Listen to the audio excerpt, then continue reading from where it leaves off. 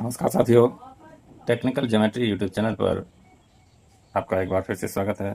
आज के वीडियो में हम लोग दिए हुए दो त्रिभुजों के क्षेत्रफलों के योग के बराबर एक त्रिभुज बनाना सीखेंगे।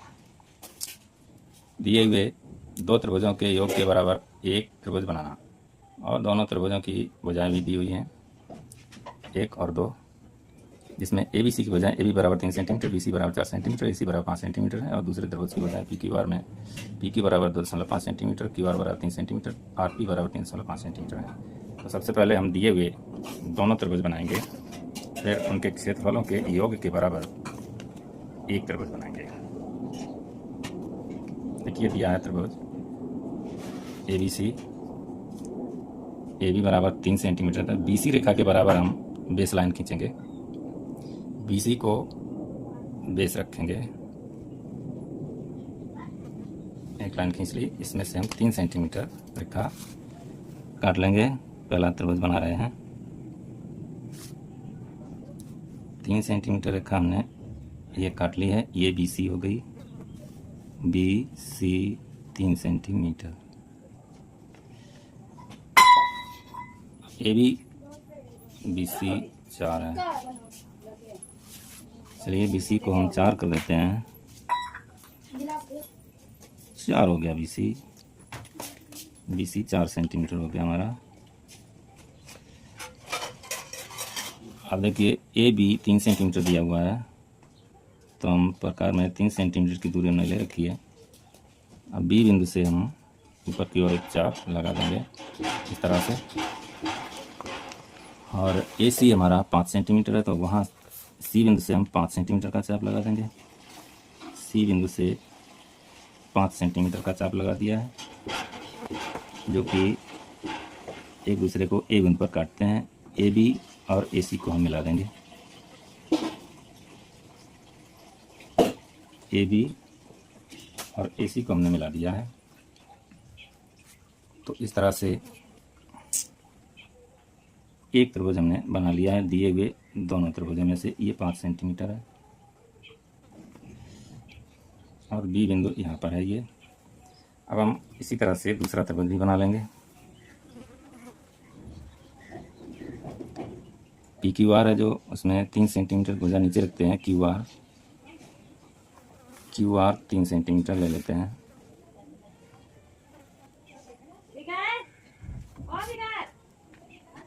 QR हमने 3 सेंटीमीटर ले लिया है, QR 3 सेंटीमीटर हो गया है।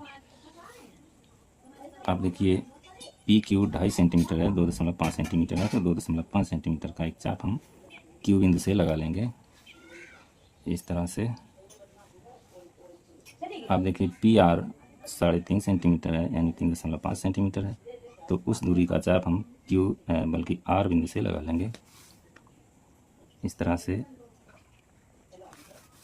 ये P बिंदु है, P है, PQ और PR को मिला देते हैं। इस तरह से दोनों त्रिभुज हमने बना लिए हैं। QR ये 3 सेंटीमीटर है और ये 2.5 सेंटीमीटर है, और ये वाली भुजा 3.5 सेंटीमीटर है। अब देखिए दोनों के क्षेत्रफलों के बराबर एक त्रिभुज बनाना है। इसके लिए हम इन दोनों त्रिभुजों को सटा कर रखेंगे, चिपका कर रखेंगे। एक शीर्ष से इनको सटा कर रखेंगे। तो सबसे पहले ये जो QR भुजा है, इसको हम AC पर संपाती करके रख लेंगे इस तरह से। AC ये हो गया, और अब हम PR भुजा का एक चाप लगा देंगे A बिंदु से ही। इस तरह से एक चाप हमने लगा दिया है। अब PQ भुजा हमारी शेष बची है, उस दूरी का चाप हम ये काटे हुए चाप से लगा देंगे। इनका नाम रख देते हैं, क्या नाम है इसका, D और E, इनके दोनों रख देते हैं नाम, और ED और EA दोनों को मिला देते हैं।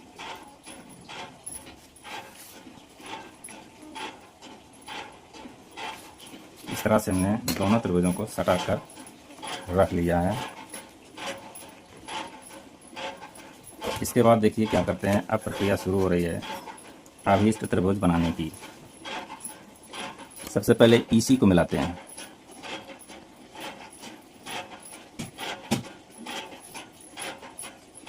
EC को हमने मिला दिया।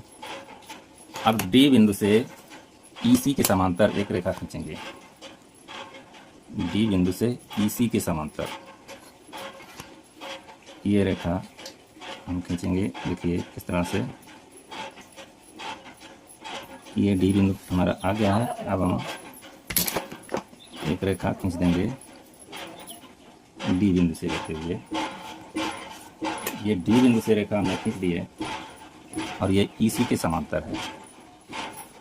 अब हम इसका भी कोई नाम रख देते हैं, F नाम रखते हैं इस बिंदु का जिसने BC रेखा को काटा है। अब हम AF को मिला देंगे।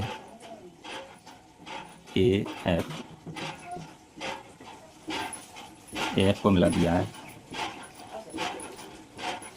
AF को मिलाने के बाद हम इसी AF रेखा के समांतर एक रेखा खींचेंगे।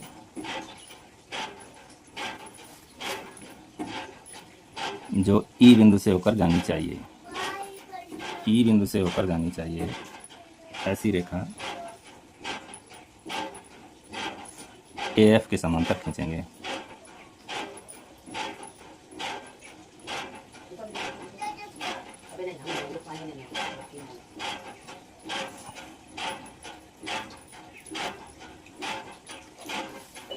ये हमने AF के समांतर E बिंदु से एक रेखा खींच ली है जिसने BC के बढ़ाए हुए भाग को G बिंदु पर काटा है। अब हम AG को मिला देंगे। AG